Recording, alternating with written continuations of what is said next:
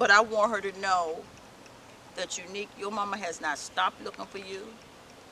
I'm not going to stop looking for you until I find you and bring you home to your sons. And I need you, if you can hear me, to stay strong.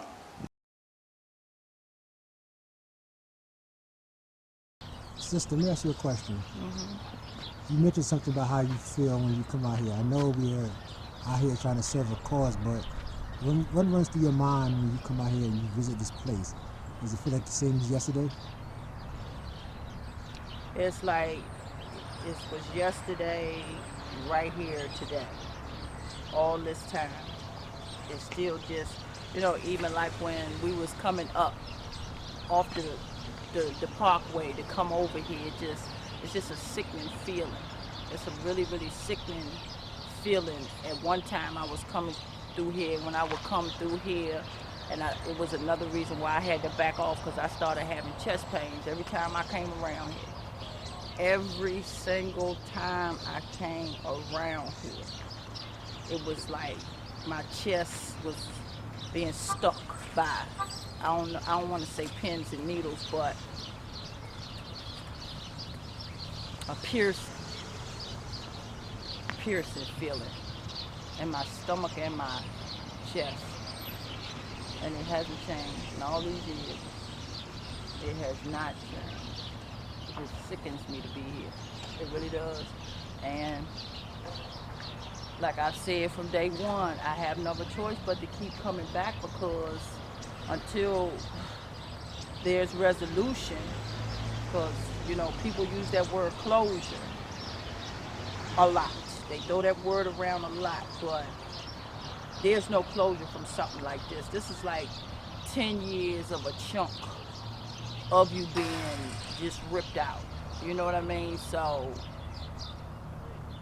there's no closure. Closure would be to be able to put that chunk back. No, even if she comes home tonight, it's still 10 years that I don't think could ever be made up for. I don't see it. I don't feel like it could ever be made up for. I mean, all you could do is try. But it's a lot of time to be just ripped away. My child was 24 at the time, and now she just turned 34, January 31st. And a lot of times I just can't even put it into words how I feel. That's why I just try to stay as positive as possible and pull as many along as I can under Unique's umbrella and platform. And that is definitely my therapy, because you have DC Police Department, you have U.S. State's Attorney's office involved now. I have an attorney, and with all these things being added over these 10 years, still nothing. I'm standing here today with nothing. As far as my child, or as I told him in the beginning, I wouldn't care if they had to bring me pieces back. Then I don't even have a piece right now. So this is my life. This is my life.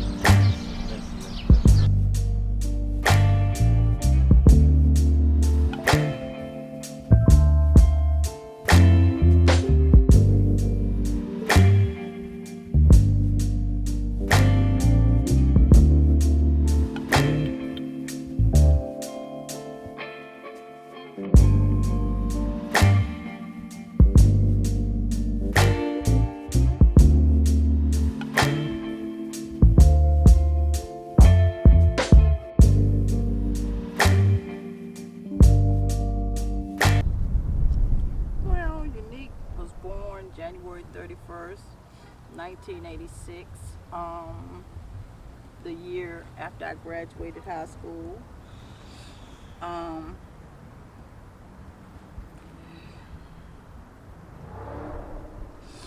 She was my firstborn child. It's almost like we kind of grew up together because I was so young when I had her. But at the end of the day, she was not just my daughter, but she was my friend. Was a wonderful, beautiful baby. I've shared some of her baby pictures, and as people can see, she was an angelic, beautiful baby.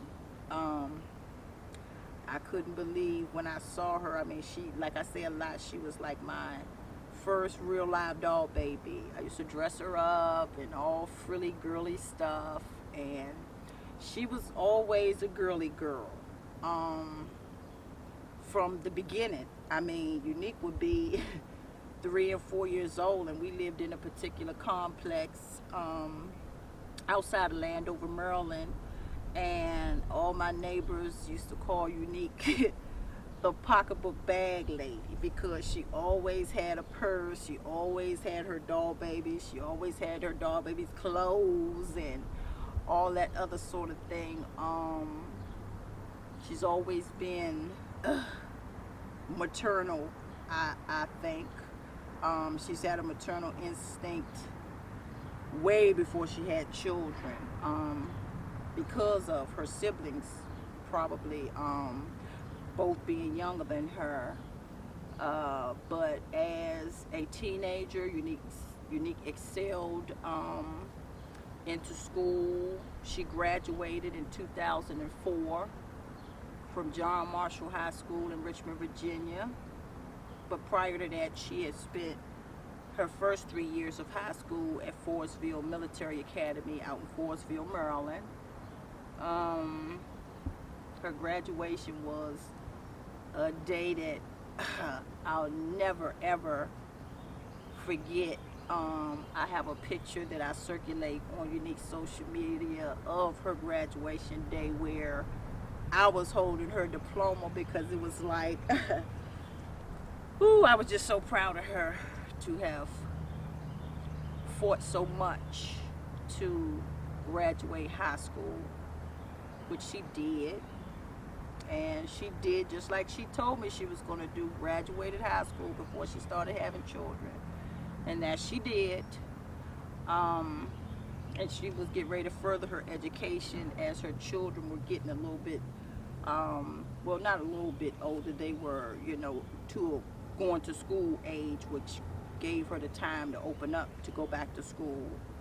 And at 24, she had really blossomed into the Nubian queen that I always told her that she was. Loving.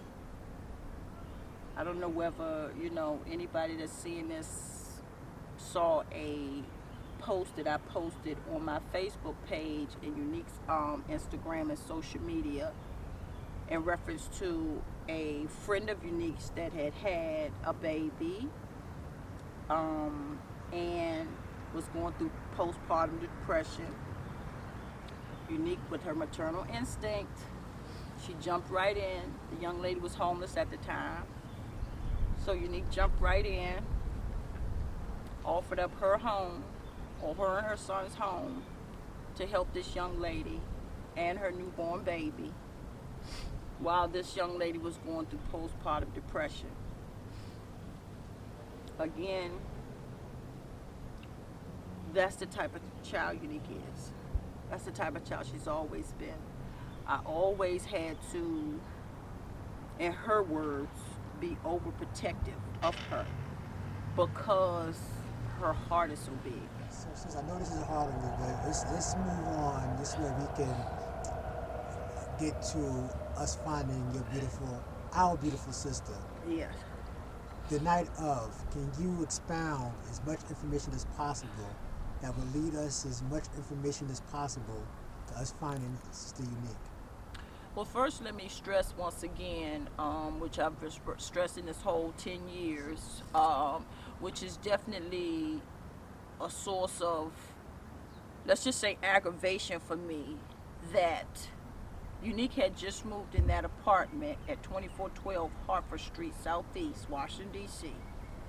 5 weeks, not months, not years. 5 weeks before this creatures entered her apartment and took her out while her children and my great niece was asleep in the bedroom.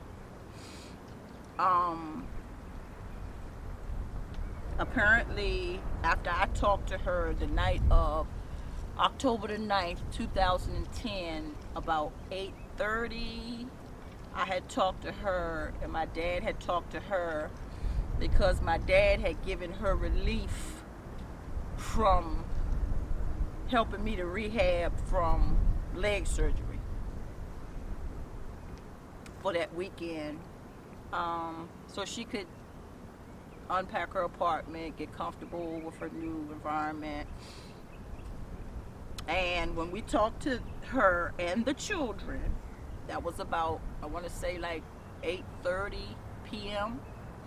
Everything was fine. The children were rambunctious in the background. Unique told me that they were having movie night, and I'm pretty sure she was going to have the children to help her to unpack into her new apartment.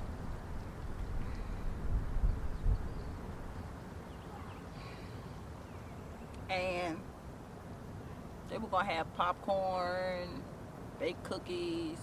Unique was definitely more maternal than even myself in that arena with the bacon and the popcorn. But as far as family nights and things like that, I definitely had initiated that, as I grew up in a generation where my grandparents had all of us at the table eating dinner at the same time, praying together, and that sort of thing, which, oof, I'm so sure is what sustains me now. There's no doubt in my mind. But anyway, that night I talked to Unique, and as far as I knew, everything was fine. My dad had taken her home because I still couldn't really drive. I wasn't supposed to be driving at that point following my surgery on my leg. So my dad had taken her and the boys back to her apartment, because by the time my dad had got to DC and the boys had gotten from school and everything, that Friday my dad took her home because we didn't want her traveling at night after dark with the boys on public transportation.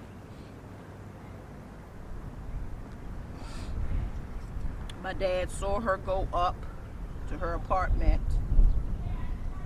the night of October the 9th, or that Friday night. Made sure they got in. And him, or anybody that has been engaged in Unique's case actively, nobody's seen or heard from her since. So what did the police say in reference to her? Well, initially, I'm gonna tell you the truth. The police made me angry because these questions were coming out about, well, do you think she just wanted a break from her life, and did she have a boyfriend that she might have left with?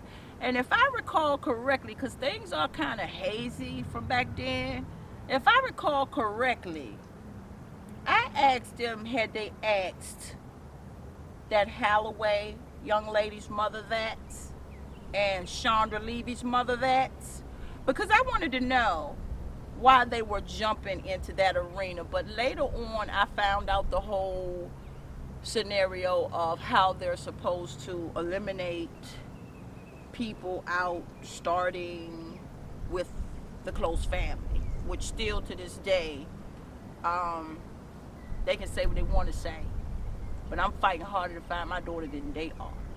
So I'll leave that right there. So the day But of this, sister, I remember you saying that the children were still in the home and she was not there. yes, they woke up the following morning, 10, 10, 10. They woke up that morning.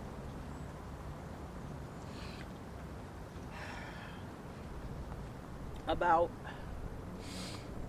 say, around, as far as I know, because things, to be quite honest with you, back at that particular time, I was going through the motions, and I was here physically, but mentally I wasn't. But what I can recollect from that time is the kids had woke up. I think it was probably like about, I want to say about 9 o'clock that morning, looking for Unique. Couldn't find her in the apartment. So my great niece's mom, who had a pre-scheduled pickup for my great niece that afternoon at 3, was called by my great niece, who told her mom, Tiffany Reed, my baby, um, that Unique was not there in the apartment. Tiffany didn't call me. Tiffany is very close, like a sister to Unique. They were in high school together. So Tiffany's actually more precious to us than just, you know, my nephew's daughter's mother. She is definitely like a sister to Unique, and she stated to me that, when my great niece called her that morning, she didn't want to alarm me if it was something that, where Unique had stepped out and was going to come back quickly, which didn't sound or feel right to me. But when you're going through something like that, especially in the beginning,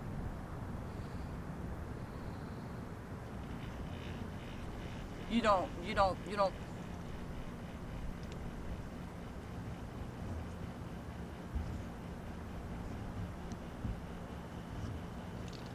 be off. I am a living blessing. I'm a living blessing because, and I say that not to be cocky or facetious, but I say that because had it not been for my Heavenly Father and my upbringing and Unique's avid supporters, I wouldn't have made it this far. Point blank, period, in the story, because I was already on my way in a bad mental place. Maybe that's why people are constantly telling me that I'm crazy and I need help. But it is what it is. I like for them to have their child missing, and then they tell me something about my mentality or physicality. But anyway, thank you all so much for all the love and support all these years. Um, that has been priceless to me. Um, and I definitely appreciate you. I definitely appreciate you. And I will keep everybody as up to date as I can. As you all know, I'm kind of like in the trenches right now. I have all sorts of people telling me, not that I should back off because they know better than to tell me that, but I should deal with certain things that I'm damn sure not going to deal with. It's not going to happen. So they can, like, take that and put that kind of advice where the sun don't shine. But for all the people that do support me and understand, or at least try to understand. I'm talking about the parents that are in this as far as the people that understand. But even the people that even attempt to try to understand and try to assist our families, whether you're sharing the stories on social media, whether you're donating to our children's GoFundMe accounts, whether you're, whatever you're doing, whether you're passing out our children's flyers, whatever you're doing, thank you just doesn't seem like enough sometimes. But Sister, I want to ask you one last question. mm-hmm. If your daughter is watching this or she happens to see this, what would you want to say to her, sister? I want to tell my daughter, you got a close up of my hat, right? Just to let her know. That's all I need to say.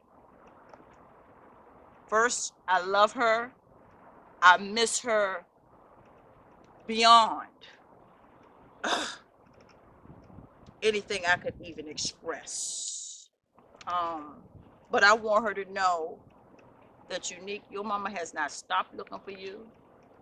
I'm not going to stop looking for you until I find you and bring you home to your sons. And I need you, if you can hear me, to stay strong, because mama ain't never gonna give up until I find you or until I'm dead. It's just that simple. It's just that simple. And I think that's what the best I can do. Thank you, beloved sister. We appreciate you. We know it's been hard, and we're going to be on our square. May God continue to bless you. And Sister Unique, if you hear us, we're coming for you. Come home. Yes, I ma'am. can't do this. I'm just so tired. Same thing day in and day out. Thank you, beloved sister.